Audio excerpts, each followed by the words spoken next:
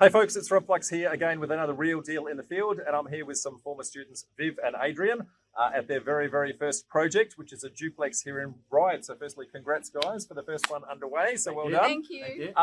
And we've also got another project we're going to have a look at a little bit later on. So they've got two underway in very quick succession. Now, firstly guys, how did you find this site? Because I know that you did quite a bit of research in actually hunting it down. And then that turned into the second deal. So I want you to tell everybody how you firstly got this one and how that led into the second one. Well, so we actually targeted properties that we were interested in because of the size and the frontage and contours. And then we did letterbox drops. And this particular vendor called us back.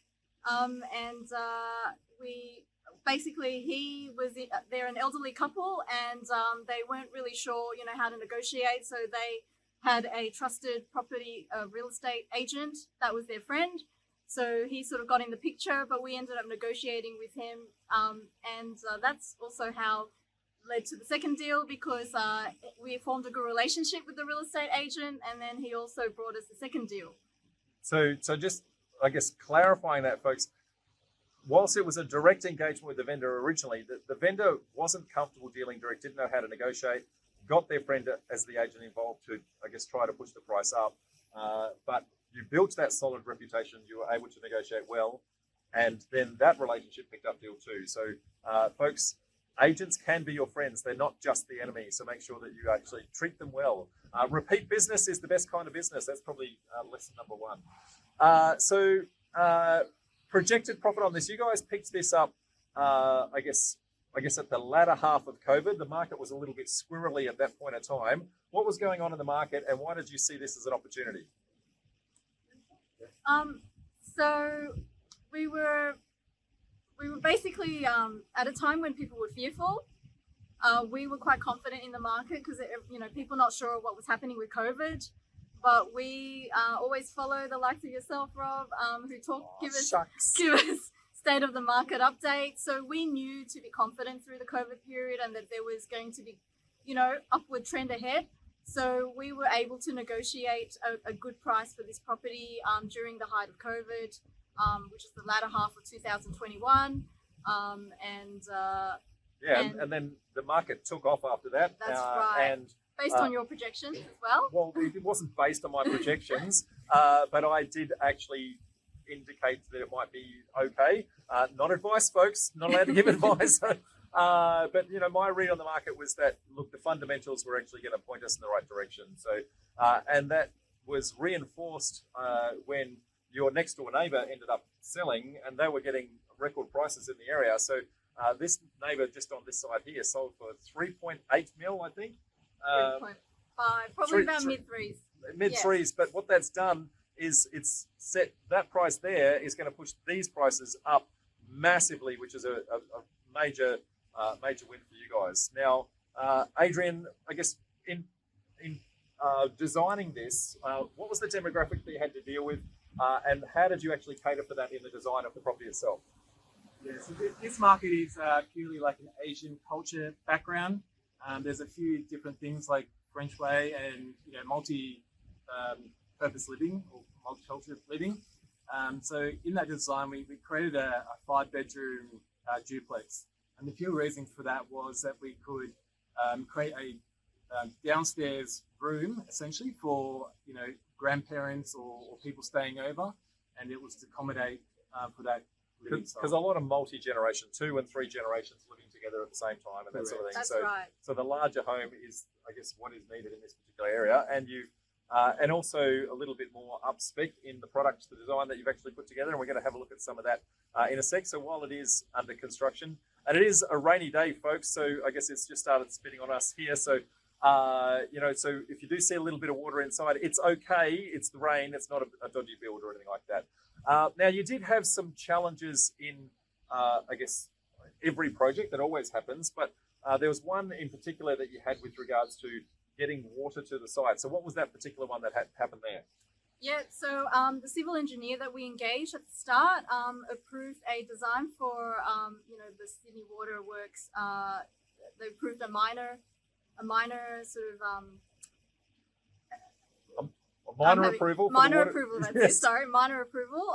But then they changed their mind on their own design midway after it was already approved, and alerted Sydney Water. And anyway, long story short, it's now become a major works design, and we've got to sort of rip up the neighbours' crossover and reinstate some pipes and things like that. So it was a bit unfortunate that the civil engineers sort of changed their mind after they'd approved it. In hindsight, we should have pushed back, but these are lessons that you learn, and you just sort of roll with them. Yeah, they identified some capacity issues in the street to say, look, there's not enough water pressure to actually feed the house, and rather than wait till the very, very end and then find out when you turn the tap on that nothing happened, they've kind of redesigned it completely, which has impacted the guy over there, and so you've had to negotiate with a neighbour across the street to rip up their driveway, and now, whilst it was actually the crossover, so the difference between a crossover and a driveway, so the crossover is between the road and the property title itself. That's actually council's land, whereas the driveway is actually the property owner's land. So this was the crossover. So they technically had no right to argue with you at all, because I guess if council approve it, then council approve it. But you were, I guess, the good neighbour. What did you do to actually appease them to, I guess, the fact that you're ripping up their crossover? That's right. So it's actually a beautiful house. So we, empathized with the neighbour and said that we would reinstate the driveway, the crossover bit, to the same colour as the rest of their driveway, even though we don't really need to. I think legislation states that you only need to reinstate the crossover just to the normal cement colour. To council standard, yeah. That's right, to council standard, which is that normal sort of grey colour. But yeah, we said that we would do it to match the rest of their driveway, and we even went one above and also agreed to use their initial driveway tradesperson so that they could get the colour closest as possible to what they originally as have. Close as they can. So we're just trying to be good neighbours to them as well. So always be good neighbours, folks. If you can treat your neighbours well, that will pay off in the long run.